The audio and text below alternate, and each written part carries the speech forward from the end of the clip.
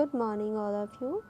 Welcome to my YouTube channel. My name is Gulefisha. जैसा कि आप सभी को पता है, हम बीए प्रोग्राम के सेमेस्टर 4 के पॉलिटिकल साइंस कर रहे हैं। पॉलिटिकल साइंस जो बीए प्रोग्राम में सेमेस्टर 4 में है वो है अंतर्राष्ट्रीय संबंधों का परिचय, यानी इंट्रोडक्शन टू इंटरनेशनल रिलेशन। यहाँ आप बुक का नाम देख सकते हैं। इस बुक में यूनिट 1, 2 एंड यूनिट 3 है, जिसमें से हम यूनिट नंबर 1 पूरी कंप्लीट कर चुके हैं। हमारी यूनिट नंबर 2 चल रही है। यूनिट नंबर 2 का हम चैप्टर नंबर 1 कर चुके हैं। आज हमारा चैप्टर नंबर 2 स्टार्ट होगा। यूनिट 1 का चैप्टर नंबर 2। चलिए देखते हैं, स्टार्ट करते हैं आज यूनिट नंबर 2 का चैप्टर नंबर 2।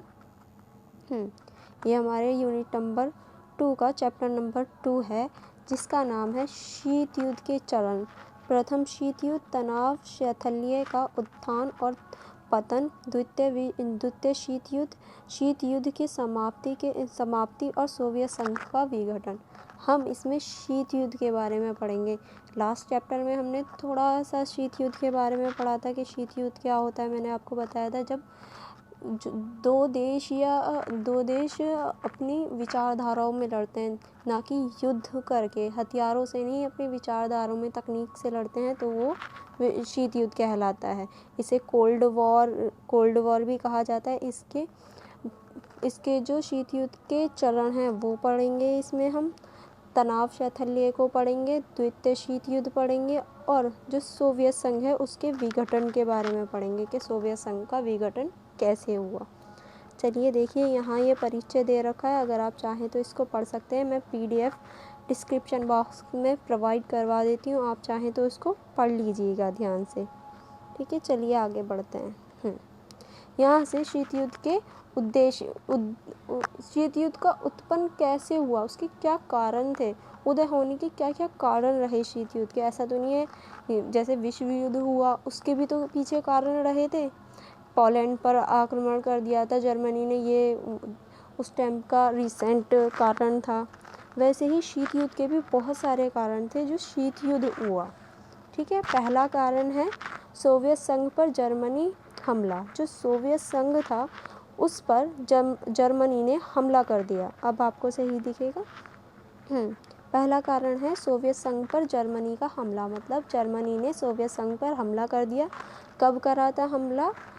22 जून 1941 में जर्मनी ने सोवियत संघ पर हमला बोल दिया। और उस टाइम पे सोवियत संघ किसका सदस्य था? मित्र राष्ट्रों का सदस्य था। दूसरे विश्व युद्ध तक की बात है, क्योंकि 1945 में द्वितीय विश्व युद्ध की समाप्ति हुई है, और यहाँ 1941 की बात हो रही है, यानी द्वितीय विश्व युद्ध अभी चल रहा था, ये तब की बात हो रही है। द्वितीय विश्व युद्ध के दौरान सोवियत संघ मित्र राष्ट्रों के गुटों में था। मित्र राष्ट्र कौन से थे? जिसमें अमेरिका, ब्रिटेन और फ्रांस थे। वो जो थे वो मित्र राष्ट्रीय थे, जहाँ अमेरिका, ब्रिटेन और फ्रांस थे, और उसी में सोवियत संघ भी था मित्र राष्ट्रों में। अब सोवियत संघ भी था तो जर्मनी ने 22 जुलाई 1941 पर सोवियत संघ पर हमला कर दिया, और इसी हमले की वजह से सोवियत संघ ने मित्र राष्ट्रों से मदद मांगी कि तुम मेरी मदद करो। सोवियत संघ ने मित्र राष्ट्र यानी ब्रिटेन और अमेरिका से मदद मांगी सोवियत संघ ने, लेकिन जो सोवियत संघ ने ना अनसुना कर दिया अमेरिका और ब्रिटेन ने ना सोवियत संघ की बात को अनसुना कर दिया। और जो सोवियत संघ की कम्युनिस्ट पार्टी है, उनके नेताओं का कहना है कि ये जो देरी से हेल्प करी गई है ना हमारी, उन्होंने ना, अमेरिका ने और ब्रिटेन ने बहुत ज़्यादा देरी से हेल्प करी थी। तो जो सोवियत संघ है उसके जो नेता हैं कम्युनिस्ट पार्टी के, उन्हों का कहना है कि ये जो देरी की गई मदद करने में, ये जानबूझकर की गई, ये भूले से नहीं हुई, ये जानबूझकर हुई। क्योंकि अमेरिका और ब्रिटेन चाहते थे कि सोवियत संघ का नुकसान हो, जिससे कि उसे बहुत ज़्यादा हानि हो जाए और वो कमज़ोर हो जाए, इसीलिए उन लोगों ने ये देर करी। इसी वजह से ये एक तनाव का कारण बना। जब ऐसे हुआ कि इसको लगने लगा कि वो मेरी हेल्प नहीं कर रहे, तो इन दोनों के बीच में तनाव उत्पन्न हुआ, मित्र राष्ट्रों में और सोवियत संघ में। फर्स्ट कारण ये था। सेकंड कारण, युद्ध पश्चात उद्देश्यों के संबंध में विवाद। युद्ध हो गया, यहाँ युद्ध का मतलब है द्वितीय युद्ध। ओके, द्वितीय युद्ध का मतलब है, युद्ध से यहाँ द्वितीय विश्व युद्ध का मतलब है। द्वितीय विश्व युद्ध के पश्चात उद्देश्यों के संबंधों में विवाद। जो द्वितीय विश्व युद्ध हुआ उसके बाद जो अमेरिका और सोवियत संघ के जो उद्देश्य थे ना, उनमें बहुत ज़्यादा विवाद होने लगा। अमेरिका चाहता था कि अमेरिकी जो करेंसी होती है डॉलर, उससे आर्थिक अर्थव्यवस्था हो, मतलब उससे व्यापार हो, ताकि उसे विश्व में आर्थिक मंदी का कभी सामना ना करना पड़े। इसीलिए अमेरिका चाहता था कि डॉलर का प्रयोग हो। लेकिन इसी से दूसरा जो सोवियत संघ था, वो चाहता था कि पूरे विश्व में कम्युनिस्ट शासन की स्थापना हो जाए। और कम्युनिस्ट शासन को वो लोकतांत्रिक कहते थे, कि कम्युनिस्ट शासन जो है वो लोकतंत्र है, और वो चाहते थे कि पूरे विश्व में कम्युनिस्ट शासन आ जाए, जिसकी वजह से उनका प्रभाव अधिक हो जाएगा। ये दो कारण हो गए जो शीत युद्ध क्यों हुआ उस चीज़ के कारण पढ़ रहे हैं हम। चलिए अब आगे देखते हैं। आगे यहाँ सेकंड रीज़न है कि विभिन्न समझौते का उल्लंघन। बहुत सारे समझौते हुए थे अमेरिका और सोवियत संघ के बीच, लेकिन धीरे धीरे उन समझौता का ना उल्लंघन किया जाने लगा। मतलब उन समझौतों को वैल्यू नहीं दी जाने लगी, उनको तोड़ने लगे। जैसे कि याल्टा और वालसेन जैसे अनेक समझौते थे, जिनकी वजह से ये तोड़ने जाने लगे, इनका उल्लंघन होने लगा। वाल्टा सम्मेलन 1945 में हुआ था। 1945 यानी द्वितीय विश्व युद्ध जब ख़त्म हुआ, तब याल्टा समझौता हुआ। याल्टा समझौते के अंदर क्या था कि पोलैंड में स्वतंत्रता, ये था याल्टा समझौते में कि जब द्वितीय विश्व युद्ध समाप्त हो जाएगा तो पोलैंड में ना स्वतंत्र शासन की स्थापना होगी। ये अमेरिका का कहना था कि स्वतंत्र शासन की स्थापना होगी, अमेरिका ने ये कहा था, और इन दोनों की संधि हुई थी। लेकिन सोवियत संघ ने क्या करा, पोलैंड में कम्युनिस्ट शासन को बढ़ावा दिया और कम्युनिस्ट शासन की सरकार बनवा दी। ये भी एक कारण था कि अब दोनों के बीच में तनाव होने लगे। अब ऐसा नहीं है सिर्फ तीन ही कारण हो, जैसे कि तीन ही कारण हो, तो अन्य कारण दे रखे हैं। दो विचारधारा, विश्व दो विचारधाराओं में बदल गया, ये अन्य कारण था। दो विचारधारा, एक सोवियत संघ की, एक अमेरिका की। दोनों विचारधाराओं में विश्व बदल गया। और अमेरिकी जो विदेश मंत्री थे, उन्होंने कहा कि अमेरिका को सोवियत संघ के साथ काम करना बहुत ज़्यादा मुश्किल है, क्योंकि हम दोनों देशों की विचारधारा बिल्कुल विपरीत है। ये एक कारण बना। दूसरा कारण था मैनहट्टन का प्रोजेक्ट में क्या है कि द्वितीय विश्व युद्ध के दौरान यूएसए ने, जो अमेरिका है, उसने मैनहट्टन की अनुमति दे दी। फिर अमेरिकी वैज्ञानिकों ने परमाणु हथियार और हाइड्रोजन हथियार, एक तो परमाणु हथियार थे,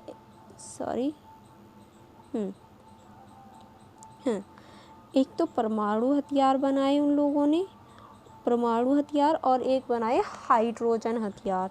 ये दोनों हथियार बनाए। और जब परमाणु हथियार बनाए तो उन्होंने युद्ध में अमेरिका ने जापान पर इन परमाणु बमों का इस्तेमाल किया। जब युद्ध हुआ था द्वितीय विश्व युद्ध, तब जापान को हराने के लिए, युद्ध को समाप्त करने के लिए अमेरिका ने इन परमाणु बमों का इस्तेमाल किया था। और वो कहाँ गिराए थे? जापान के दो देशों हिरोशिमा और नागासाकी पर गिराए दोनों बम। तो ये भी एक कारण था, क्योंकि अमेरिका के पास अब जो था वो परमाणु संपन्न हो गया था, बट सोवियत संघ के पास नहीं था। तो ये भी एक तनाव का कारण हो गया। अमेरिका अपने आप को ज़्यादा शक्तिशाली समझने लगा। अब नेक्स्ट देखते हैं, सोवियत संघ द्वारा सुरक्षा परिषद में वीटो की अनुमति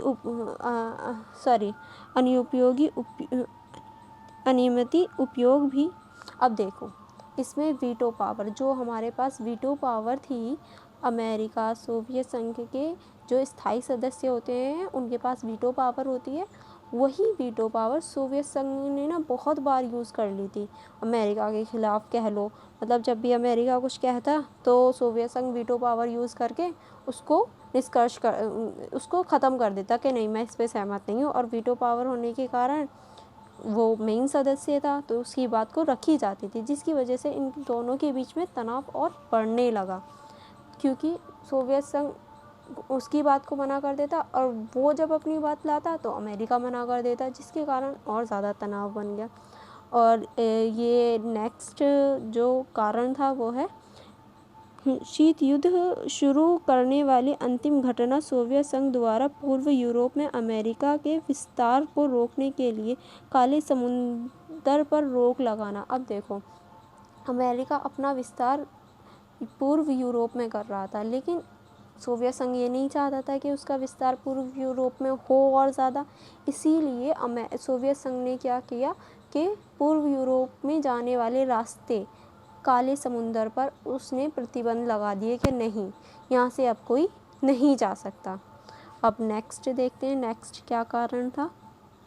लास्ट ये कारण है, अब जो वहाँ के ब्रिटेन के पीएम थे चर्चिल, ब्रिटेन के जो पीएम थे चर्चिल, उन्होंने सोवियत संघ की नीतियों का मजाक उड़ाया, नीतियों का उल्लंघन किया और उनकी नीतियों का ना निंदा की। तो इसी वजह से ये एक और कारण बन गया युद्ध का। अब मैं आपको एक क्विकली रिवाइज करा देती हूँ कितने कारण हमने देखे। यहाँ फर्स्ट कारण था सोवियत संघ पर जर्मनी का हमला, जब उसने अमेरिका और ब्रिटेन ने सोवियत संघ की हेल्प नहीं की तो इसकी वजह से तनाव हुआ। दूसरा, युद्ध के पश्चात उद्देश्यों में परिवर्तन आना या उद्देश्य जो थे उनमें विवाद होना, क्योंकि अमेरिका अपनी करेंसी डॉलर को बढ़ाना चाहता था और सोवियत संघ कम्युनिस्ट पार्टी को पूरे विश्व में बढ़ाना चाहता था। थर्ड रीज़न है कि विभिन्न समझौतों का उल्लंघन होना, याल्टा समझौते का उल्लंघन होना। और चौथा कारण था कि दो ध्रुवीय विश्व हो जाना, फोर्थ रीज़न। और फिफ्थ रीज़न है कि मैनहट्टन का प्रोजेक्ट, फिफ्थ रीज़न में मैनहट्टन का प्रोजेक्ट आता है। सिक्स में वीटो पावर आती है और सेवन्थ में जो काले समुद्र का मार्ग था वो बंद कर दिया था। क्यों? ताकि वो जो अमेरिका है वो पूर्व यूरोप में ना जा पाए। और नेक्स्ट जो कारण था जिसकी वजह से युद्ध हुआ वो था कि चर्चिल ने जो सोवियत संघ की नीतियों की निंदा की थी, वो भी एक कारण बना। अब यह हो गए द्वितीय शीत युद्ध के कारण। किस कारण से शीत युद्ध हुआ? अब शीत युद्ध के चरणों को हम पढ़ेंगे। शीत युद्ध को कई चरणों में विभाजित किया है, जिसको हम पॉइंट वाइज पॉइंट पढ़ेंगे। जब हमारा 1945 में द्वितीय विश्व युद्ध समाप्त हो गया, तो 1946 से हमारा शीत युद्ध की शुरुआत होती है। अब ऐसा तो नहीं है 1945 में ही द्वितीय विश्व युद्ध समाप्त हुआ और अगले ही दिन से शीत युद्ध शुरू हो जाएगा। उससे धीरे धीरे इतने सारे कारण थे तो उन्हें पनपने में, धीरे धीरे प्रोसेस होने में थोड़ा थोड़ा टाइम लगा, इसीलिए एक ईयर बीत चुकी है। और 1960 से 46 से शीत युद्ध की शुरुआत हुई। शीत युद्ध का प्रथम चरण 1946 से 1949 तक है, ठीक है। शीत युद्ध के समय, जो शीत युद्ध का समय था, जो प्रथम विश्व युद्ध का समय था, उसमें जो सोवियत संघ था वो भी उसमें मित्र राष्ट्रीय में था। तो जो शीत युद्ध की उत्पन्न होने के कारण जो थे वो सिर्फ नेताओं की गलत धारणाएं नहीं थी, बल्कि नेताओं बल्कि दोनों गुटों के नेताओं ने जानबूझकर एक दूसरे के शासन विस्तार का मुकाबला करने की कोशिश की। मतलब जो शीत युद्ध की शुरुआत हुई वो सिर्फ नेताओं की गलत धारणाओं के कारण नहीं हुई, बल्कि नेताओं ने जानबूझकर एक दूसरे के शासन की चुनौती दी कि हाँ हम तुमसे ज़्यादा बेहतर हैं, तुमसे ज़्यादा बेहतर हैं, इसीलिए शीत युद्ध हुआ। और चर्चिल ने लोहे के पर्दे शब्द का प्रयोग सोवियत संघ और सोवियत संघ के मित्र देशों के लिए किया। क्यों किया? क्योंकि उन्होंने ये देखा कि सोवियत संघ अपनी नीतियों को छुपाता है, इसीलिए उन्होंने लोहे के पर्दे शब्द का प्रयोग किया सोवियत संघ के लिए। अमेरिका जो था, अमेरिका के नेताओं ने महसूस किया कि अगर सोवियत संघ को अपनी सैन्य और परमाणु बम से डराया जाए तो वो कंट्रोल हो जाएगा और बस हमारा ही वर्चस्व होगा। लेकिन उसी के विपरीत जो सोवियत संघ वाले थे, उनके नेताओं का मानना था कि अगर कम्युनिस्ट शासन पूरे विश्व में फैल जाए, कम्युनिस्ट शासन को वो लोकतांत्रिक शासन भी मानते थे, अगर कम्युनिस्ट शासन पूरे विश्व में फैल जाए तो सिर्फ एक ही महाशक्ति होगी, वो होगी सोवियत संघ। दोनों के ही जो उद्देश्य थे वो अलग अलग थे। चलिए देखते हैं, ये प्रथम चरण की बात हो रही है शीत युद्ध के। अब यहाँ जो सोवियत संघ था और अमेरिका था, दोनों ने अपनी शक्ति को बढ़ाने के लिए बहुत सारे प्रयास किए, जिसमें से एक अमेरिका ने जो नए नए देश थे जिन्होंने कि द्वितीय विश्व युद्ध में बहुत ही ज़्यादा परेशानियाँ झेली थी, उन्हें बहुत ज़्यादा परेशानियाँ हुई थी, वो बहुत ज़्यादा पीछे हो गए थे, उन देशों को अपनी तरफ करने के लिए अमेरिका ने क्या किया? उन्होंने प्रत्यक्ष सेना सहायता और आर्थिक सहायता दी अमेरिका ने दूसरे देशों के लिए। और किसके तहत दी? मार्शल प्लान के तहत। मार्शल प्लान बनाया जिसके तहत अमेरिका ने सैन्य सहायता और आर्थिक सहायता दी जो भी देश पीछे रह चुके थे उनको। और इसी के बदले में अब अमेरिका ने मार्शल प्लान बनाया तो जो सोवियत संघ था उसने कोम नाम का एक प्लान बनाया, जिसमें अमेरिका ने पश्चिमी जर्मनी को हेल्प करी, तो सोवियत संघ ने पूर्वी जर्मनी को हेल्प करी कोम के उसमें। अब देखिए इस चरण में तनाव तब पैदा हो गया जब 1948 में पश्चिमी गुटों ने एक साथ मिलकर ट्राइजोनिया की संधि कर ली पश्चिमी देशों ने मिलकर। तो अब और ज़्यादा क्या हो गया? आक्रोश हो गया। क्या ये लोग तो दिन पर दिन अपनी शक्तिशाली बढ़ाते जा रहे हैं। इसीलिए सोवियत संघ ने इसके जवाब में क्या किया? सोवियत संघ ने जो वो था जर्मनी जो था उसमें उसकी बर्लिन की नाकेबंदी करनी शुरू कर दी, क्योंकि आधी बर्लिन में अमेरिका का शासन था और आधी में सोवियत संघ का। तो बर्लिन की नाकेबंदी करनी शुरू कर दी और रेल, सड़क, नहर पर प्रतिबंध लगा दिए ताकि अमेरिका बर्लिन के दूसरे जगह पर ना जा पाए और वो उसे छोड़ दे। इसीलिए उसने नाकेबंदी करनी शुरू कर दी। लेकिन अमेरिका भी चालाक था, उसने हवाई जहाज़ों का प्रयोग करा अपनी चीज़ों को बर्लिन में दूसरे स्थान पर पहुंचाने के लिए। अब यहाँ से यहाँ तक ही आप देख सकते हैं, ये हमारा प्रथम चरण है। किसका? शीत युद्ध का प्रथम चरण 1946 से 1949 तक, ये यहाँ तक प्रथम चरण है। अब यहाँ से द्वितीय चरण शुरुआत होती है। द्वितीय चरण है 1949 से 1953 तक द्वितीय चरण होता है। इस चरण में अमेरिकी कम्युनिस्ट शासन ने प्रशासन का मुकाबला करने के लिए अपनी आर्थिक और सैन्य सहायता जारी रखी। इसी देशों में उत्तर दक्षिण कोरिया के बीच चले रहे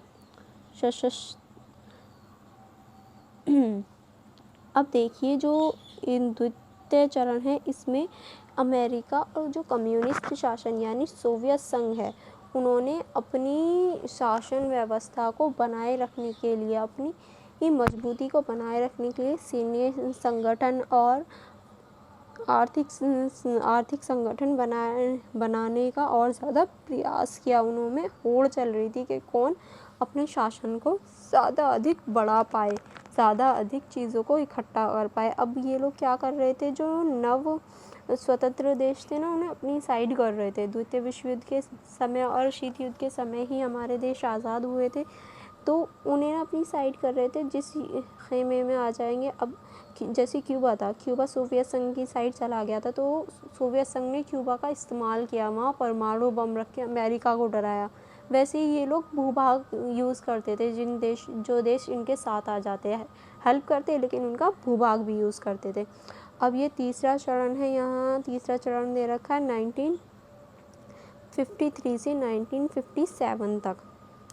इस चरण में हम देखेंगे कि इस चरण में दोनों और नेतृत्व परिवर्तन हुआ। अब दोनों तरफ यानी सोवियत संघ भी और अमेरिका में भी जो नेतृत्व था उसमें परिवर्तन हुआ। विश्व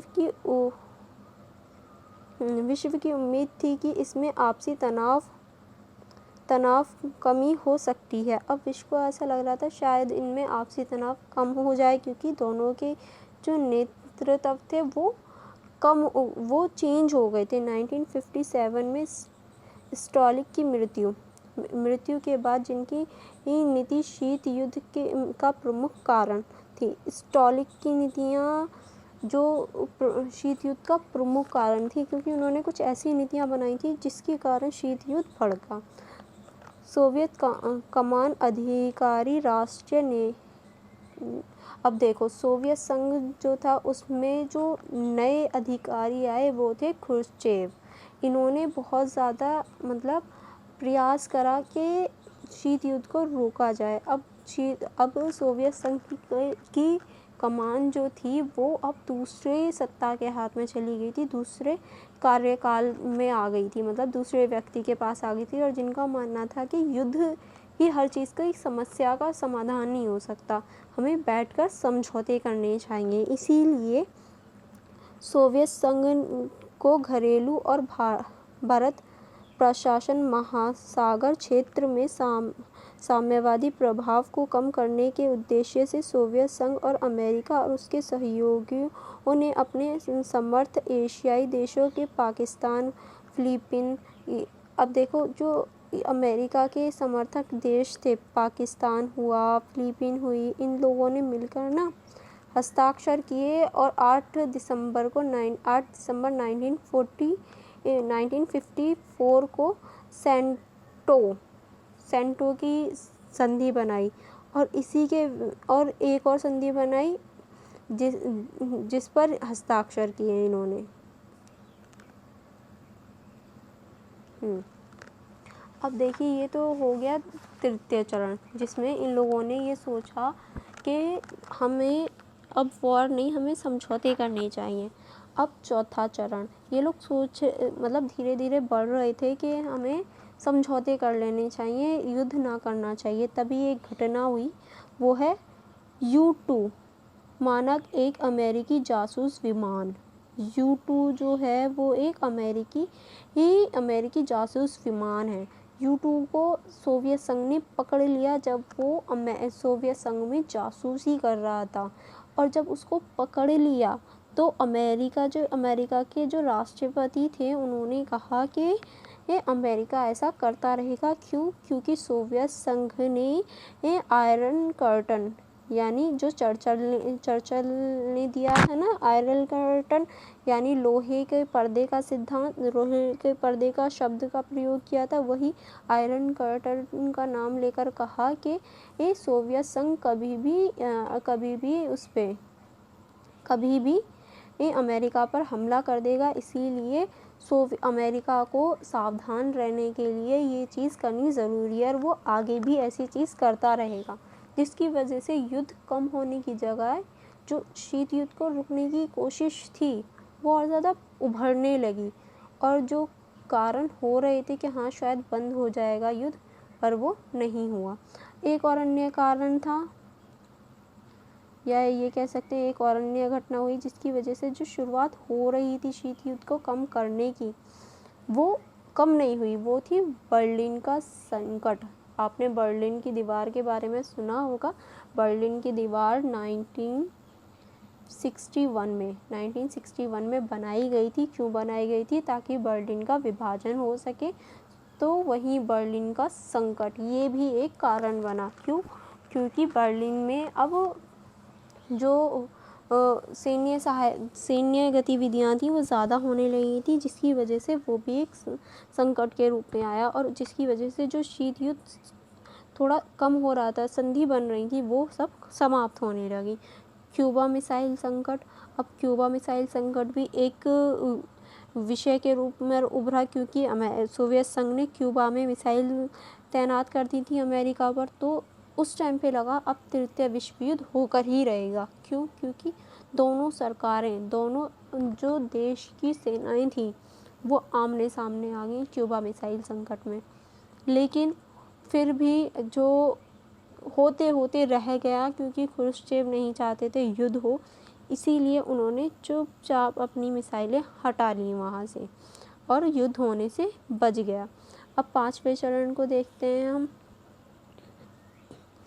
पांचवें चरण में क्या है कि पांचवें चरण जो स्टार्ट होता है वो होता है 1962 से 1969 तक।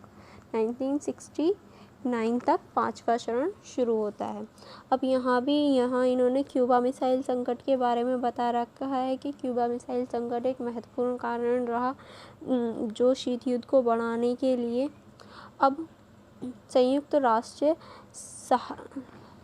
संयुक्त राष्ट्र सभा ने अपने संबंधों में भी उन्होंने अब इन लोगों ने अब ये देखा कि अब हमें ना शांति स्थापित करनी चाहिए, इसीलिए इन्होंने फिर से ट्राई किया, निशस्त्रीकरण को अपनाया, निशस्त्रीकरण की कुछ नीतियों को अपनाना शुरू करा, और कुछ कुछ संगठन बनाने शुरू करे, जिसमें से LTBT है, जो संगठन बनाए गए थे उसमें LTBT है, NPT है, NPT बनाया गया। NPT पे भारत ने हस्ताक्षर नहीं किए थे, क्योंकि इसमें जो हमारे के हथियार नहीं बनाए जाएंगे, पर हमारे पास तो इतने थे भी नहीं, इसीलिए भारत ने हस्ताक्षर नहीं किए थे। तो ये बनाया गया NPT, और बनाया गया CTBT। ये संगठन बनाए गए ताकि जो शीत युद्ध को बढ़ावा मिल रहा था उसे कम किया जा सके, उसको दोबारा कम करने के लिए प्रयास किए जाने लगे। चलिए आगे देखते हैं। अब यहाँ छठा चरण स्टार्ट होता है 1969 से 1978। ये छठा चरण स्टार्ट हो जाता है, जो यहाँ 1969 से स्टार्ट होता है और 1978 तक होता है। इस चरण में क्या हुआ? देदांत शब्द का प्रयोग किया। पहली बात, देदांत का अर्थ क्या होता है? तनाव का कम होना देदांत कहलाता है। और ये देदांत जो शब्द है वो फ्रेंच शब्द है, ठीक है। देदांत शब्द एक फ्रेंच शब्द है जिसका अर्थ होता है तनाव का कम होना। अब जो छठा चरण था, यानी 1969 से 1978 का जो समय था शीत युद्ध का, उसमें क्या हुआ? थोड़ा तनाव कम हुआ, जिसकी वजह से उसे देदांत का नाम दिया गया। क्यों नाम दिया गया? अब जो वो थे खुश्चेव और सोवियत संघ के जो राष्ट्रपति थे, क्या नाम था उनका? JF कैनेडी नाम था उनका। उन्होंने क्या किया? तनाव को कम करने के लिए कुछ संबंधों को स्थापित किया, या कुछ और ज़्यादा संगठन बनाए ताकि तनाव कम हो जाए। पहला था मास्को की संधि। अब इन्होंने मास्को की संधि की तनाव को कम करने के लिए 1970 की शुरुआती वर्ष में तनाव कम करने के लिए दोनों ओर से प्रयास किया गया, यानी दोनों ओर का मतलब है अमेरिका और सोवियत संघ की तरफ से प्रयास किया गया। और 12 अगस्त 1970 को मास्को की संधि शुरू हुई, मतलब मास्को की संधि करवाई गई। मास्को की संधि के रूप में मास्को की संधि पर हस्ताक्षर किए गए। इस संधि के द्वारा सोवियत संघ ने पश्चिमी जर्मनी के खिलाफ बल उपयोग का त्याग किया, मतलब जो पश्चिमी जर्मनी था जिस पर अमेरिका का वर्चस्व था, वहाँ सोवियत संघ ने बल प्रयोग करने के लिए मना कर दिया कि ठीक है, हम तुम्हारे में हस्तक्षेप नहीं करेंगे। ये मास्को की संधि हुई। अब अगली संधि हुई 1971 का बर्लिन समझौता। अब 1971 में बर्लिन समझौता हुआ 1971 में। जून 1948 में पूर्वी जर्मनी के क्षेत्र को पश्चिमी देश से आवाजाही का इनकार करने का। अब देखो, पश्चिमी देश से और पूर्वी देश में जो आवाजाही थी वो बंद करने के मुद्दे को सुलझाया गया और बर्लिन की नाकेबंदी करी गई। मतलब उसमें मैंने अभी बताया था, उसको रोकने के लिए बर्लिन की दीवार लगवा दी, नाकेबंदी कर दी, तो उसी को सुलझाने का प्रयास किया था। देखते हैं, यहाँ ये किया था प्रयास, यहाँ इन्होंने यहाँ ये प्रयास बता रखा है क्या क्या हुआ था। अब हेलसिंकी समझौता। अब यहाँ एक और समझौता हुआ जिसके तहत जो बर्लिन था, जिसके तहत बहुत सारी नीतियों को लाया गया और बहुत सारे संगठन बनाए गए। अब यहाँ एक और समझौता दे रखा है, ये आप देख लेना, ज़्यादा बड़ा नहीं है, बस ये यहाँ से एक लाइन के अंदर ही इन्होंने डिफाइन कर रखा है इसको। सॉरी। अब 4th में है, दोनों राज्यों के नेताओं द्वारा एक दूसरे के क्षेत्र पर यात्राएं करना। अब दोनों राज्य मतलब अमेरिका और सोवियत संघ के जो नेता थे, उन्होंने क्या सोचा, अब इसको थोड़ा कम करने के लिए हमें दोनों देशों में यात्रा करनी पड़ेगी, जिसकी वजह से थोड़ा संबंधों को सुधार आए। तो मई 1972 में अमेरिकी राष्ट्रपति रिचर्ड निक्सन ने 5 दिनों की राजनीतिक यात्रा की, मतलब उन्होंने 5 दिनों की यात्रा की अमेरिकी राष्ट्रपति ने। फिर इसी के अंदर आता है एबीएम संधि। अब ये संधि में क्या हुआ कि जो संबंध थे उनको सुधारने की बात की गई और 10 AD। अब इसमें क्या हुआ कि 100 ही कोई मिसाइल रख सकता है कि हमें 100 से अधिक मिसाइलें नहीं रखनी, इस चीज़ पर संधि हुई, क्योंकि हथियारों की होड़ थी। तो उस चीज़ को भी इन लोगों ने संधि के तहत समझा और समझने की कोशिश की कि इतने हथियार नहीं रखने। अब सॉल्ट वन की संधि हुई 26 मई 1972 को। सॉल्ट वन के पर हस्ताक्षर किए गए, मतलब हस्ताक्षर हुए, उसकी संधि की गई। रणनीति बैलिस्टिक मिसाइल लॉन्चर की संख्या वही तक सीमित करने के लिए जो वो थी मिसाइल लॉन्चर थे, उनकी जो संख्या थी उसको इसके तहत सीमित कर दिया गया है कि इससे ज़्यादा कोई भी नहीं बनाएगा, कोई भी देश इससे ज़्यादा जो वो हैं परमाणु बम या कोई हाइड्रोजन बम, किसी भी हथियार नहीं बनाएगा। ठीक है, ये कारण थे। चलिए आगे देखते हैं। ये आते हैं वेदांत के अंदर, इसीलिए इस चरण को वेदांत के नाम से जाना गया, क्योंकि इसमें बहुत ज़्यादा शांति स्थापित करने पर जोर दिया गया। अब अंतिम चरण 1979 से 1989 तक अंतिम चरण है। अंतिम चरण में क्या हुआ इस चरण में शीत युद्ध के तनाव इस चरण में शीत युद्ध के तनाव को कम करने के लिए प्रयास जारी रखते हुए इनकी गति धीमी करने के लिए और दोनों महाशक्तियों के बीच शत्रुपूर्ण शांति के प्रयास की स्थापना की गई। मतलब इस चरण में शांति की स्थापना के लिए प्रयास किए गए कि और ज़्यादा शांति हो और जो युद्ध है वो ना हो। अब अफ़गान संकट आया। अफ़गान संकट में क्या था, जो सोवियत संघ था उसने अफ़गान पर हमला कर दिया और जो अफ़गान के जो नेता थे हाफिजुल्लाह की मृत्यु कर दी। हाफिजुल्लाह को मार दिया और वहाँ के जो बाबर कमल थे वो सोवियत संघ के विरुद्ध में हो गए कि उन्होंने हमारे नेता को मार दिया। तो इसी चीज़ का फ़ायदा उठा के अमेरिका ने क्या किया, उनकी हेल्प की कि हम तुम्हारे साथ हैं, तुम अपना बदला ले लो। तो इसीलिए जो युद्ध था वो और ज़्यादा थोड़ा सा बढ़ गया। और जो देदांत की बात हो रही थी, देदांत मतलब मैंने अभी आपको बताया था, देदांत का मतलब होता है कि तनाव की कमी करना। जो तनाव कम हो रहा था अब यहाँ गैर देदांत की बात होने लगी, मतलब तनाव और ज़्यादा बढ़ने लगा। अब फिर से ये बढ़ने लगा, यहाँ ये बढ़ गया था तनाव। अब इसी को रोकने के लिए दोबारा SALT II की संधि हुई। SALT II की संधि हुई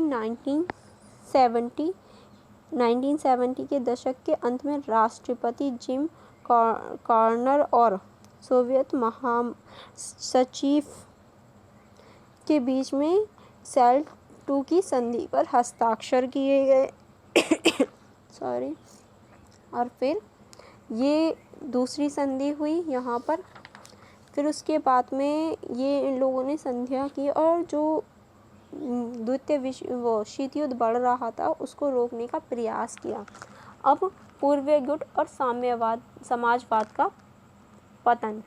अब पूर्वीय गुट और समाजवाद का पतन कैसे हुआ, कैसे समाजवाद का अर्थ है यहाँ किससे, सोवियत संघ से।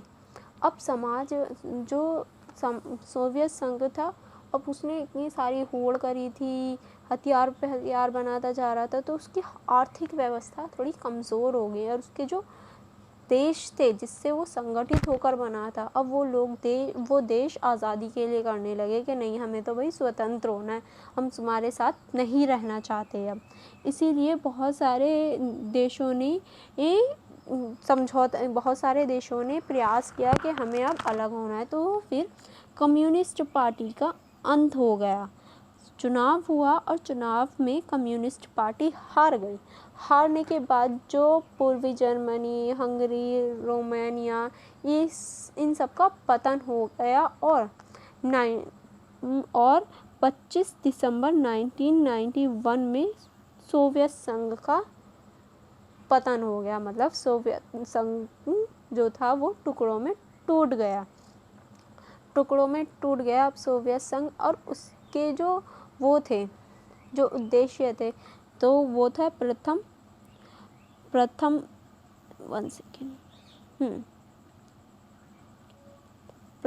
यानी फर्स्ट उत्तरी अटलांटिक संधि संगठन यानी नाटो की स्थापना हुई। उसके बाद में जब सोवियत संघ का विघटन हो गया तो नाटो की स्थापना हो गई। दूसरा, नए गणराज्यों और राजनीतिक उथल पुथल और संघर्ष की शुरुआत हुई। अब जो नए राज्य बने थे उसमें राजनीतिक उथल पुथल देखने को मिली, नए राज्यों की जो संघर्ष था उसको देखा गया। तीसरा, महाशक्ति के बीच शीत युद्ध के दौरान शुरू हुई एक सशस्त्र होड़, जिसके परिणाम स्वरूप